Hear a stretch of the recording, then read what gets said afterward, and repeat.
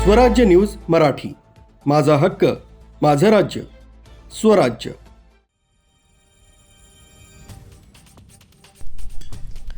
वसईतील उमेळमान परिसरात एका 60 वर्षीय महिलेची तिच्याच अल्पवयीन भाच्यानं हत्या केल्याची खळबळजनक घटना समोर आली। या प्रकरणी वसई पोलिसांनी वेगानं तपास चक्र फिरवून आरोपी भाच्याला आणि त्याला मदत करणाऱ्या त्याच्या मित्राला ताब्यात घेतलाय।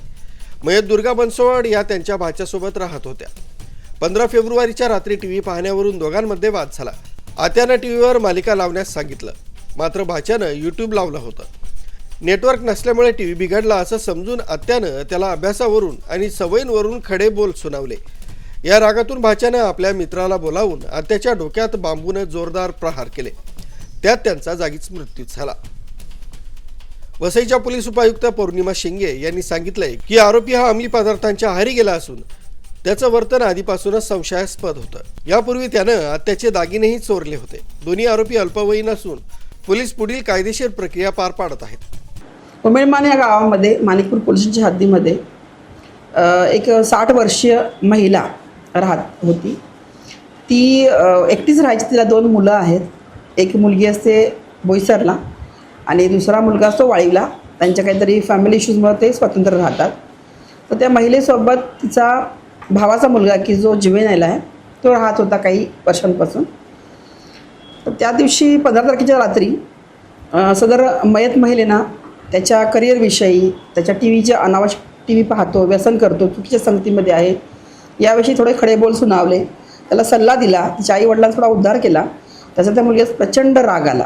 ती बोलत असताना त्यानं तिथला बांबू उचलला आणि 2-3 तडाखे तिच्या डोक्यात हाणले की ज्या तडाखे इतके सिव्हिअर आणि स्ट्रॉंग होते की ती महिला तात्काळ तिथं मयत झाली। स्कल फ्रॅक्चर ब्रेन देखील बाहेर आला होता। असं ब्रुटली त्यानं मारलं होतं। त्यानंतर त्याचा मित्रांनी त्यांनी ते जे मयतेचं प्रेत आहे ते लपवण्याचा प्रयत्न केला, पण हेवी वेट असल्यामुळं पलंगामध्ये लपवू शकले नाहीत। त्यानंतर त्यांनी चादर टाकली, पाठीच्या दरवाजाला लॉक केलं, आतल्या साईडनं स्क्रूड्रायव्हर लावून लॉक करण्याचा प्रयत्न केला। त्यानंतर बाहेर देखील लॉक लावून चाव्या वगैरे फेकल्या। त्याचा मोबाईल देखील घेऊन ते हत्यार घेऊन निघून गेले होते। वास्तविक त्याच्या घरीच त्यानं 2 महिन्यांपूर्वी आपल्या आत्याचे 4 ग्रॅमचे दागिने चोरले होते। त्यांच्या तक्रारीनुसार आम्ही गुन्हा दाखल करण्याचा सुरुवात केली असता तो मुलगा स्वतःचा नातेवाईकाचा आहे आणि तो बरोबर राहतो या भावनेपोटी तिनं आम्हाला नकार दिला आणि प्रचंड विरोध केला होता। तदनंतर देखील आम्ही प्रयत्न केला की दाखल करावं, पण तिने दोघांनी आपापसात मिटवून घेतलं होतं। त्यामुळे गुन्हा काही दाखल झाला नव्हता, पण त्याचं अशा प्रकारचे वर्तन आहे।